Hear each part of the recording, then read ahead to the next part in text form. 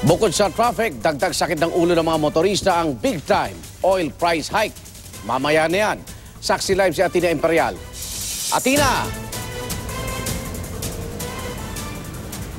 Igan, kabilang sa mga nabibigatan sa oil price hike ay ang mga jeepney driver na humihiling ng dagdag pamasahe. Dagdag stress na nga sa mga motorista ang epekto ng Christmas rush at traffic. Bibigat pang lalo ang kanilang bulsa dahil sa pagmahal ng langis. Sisimulan ng Flying V ang big-time price hike mamayang madaling araw. Susunod naman ang iba pang oil company alas 6 ng umaga bukas. Paliwanag ng Department of Energy, tumaas ang presyo ng krudo sa international market. Bagong dagok ito ayon sa jeepney driver na si Mang Mar dahil mabilis daw maubusan ng diesel ang minamaneho niya kung traffic.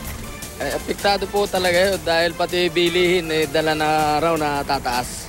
Pati sa eskwela, yung mga budget sa school ng mga anak, yun po kasama rin yun. Lahat-lahat na po yan, pati pagkain. Pagdating sa gasolina, 600 milliliter ang nasasayang na langis sa kada oras na nasa traffic ayon sa Japan International Cooperation Agency o JICA. Pati pasahero ng jeepney, posibleng maapektuhan kung aprubahan ang hiling na pisong dagdag sa minimum fare ng grupong Pasang Mazda. Sa tangkihan ng grupo, higit pa sa 30 pesos kada litro ang presyo ng diesel sa mga susunod na linggo.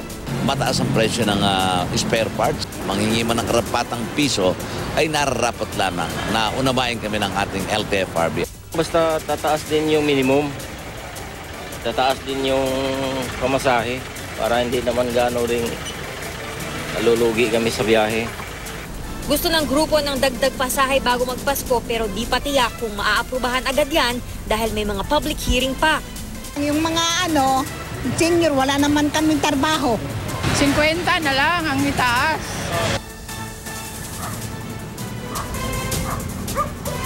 Igan, pati bulsa ng Christmas shopper ay maaaring maapektuhan dahil kailangan naman ng langis para maibiyahe ang mga produkto sa merkado. Mula rito sa Quezon City, ako si Atina Imperial, ang inyong saksi.